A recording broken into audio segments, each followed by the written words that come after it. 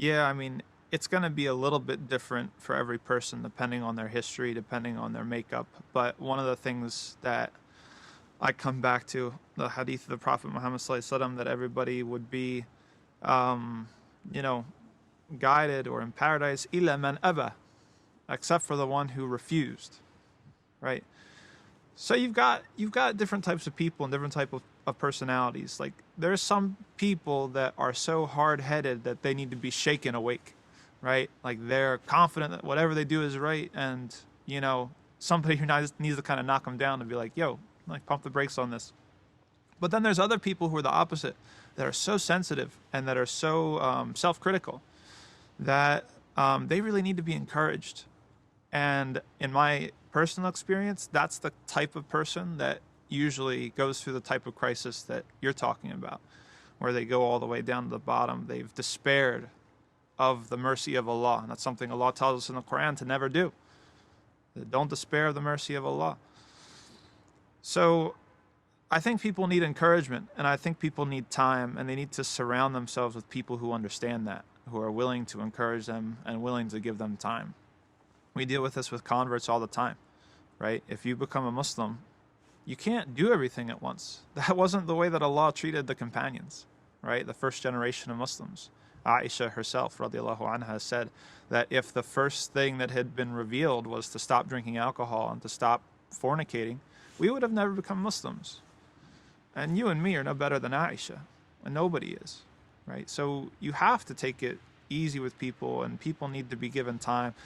And people need to break it down into baby steps, one step at a time, and that's going to look different depending on who we're talking about. If it's talking about prayer, having a connection with Allah subhanahu wa ta'ala.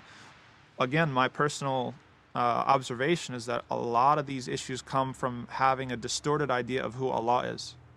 Like a lot of people come into Islam, but they've got baggage from whatever they were doing before. They think that Allah is a lot more cruel and judgmental and mean than he really is, right? And usually that comes from people with a Christian background, but it can come from other directions too. So focusing on developing your relationship with Allah subhanahu wa ta'ala, trusting Allah, right? We say it and it's become like a cliche, but like actually trusting him, right? Is that he's not going to be unfair. He's not going to be cruel. He's not going to be arbitrary, right? And if you are sincere and you can reasonably go to bed at night and put your head on your pillow and sleep soundly knowing that you're trying, right, then you shouldn't really, you should be hopeful.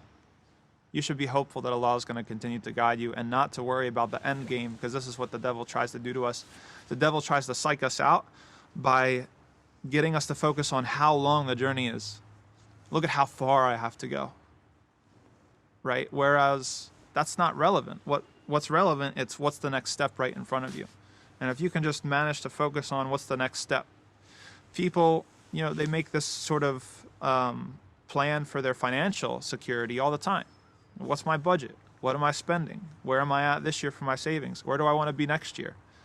Okay, do the same thing with your faith, right? You think that you're going to be able to do the same things every single year and your faith is just going to keep on growing? It doesn't make any sense. You've got to make a plan. Right now, how much do you know about Allah? How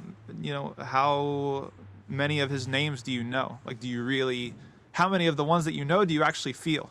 Do you actually look around? I hear a chickadee right now. It's like, wow, Allah is like the Khaliq, Al-Khalaq, Al-Rahim. He's the most merciful. Look at this beauty that he's Al-Jamil. He created such beauty, right? If you're not moving around in the dunya and remembering Allah's names and feeling them, experiencing the world through them, then that's where you should put your effort into, because you're not going to develop in your faith until you're experiencing the world through that.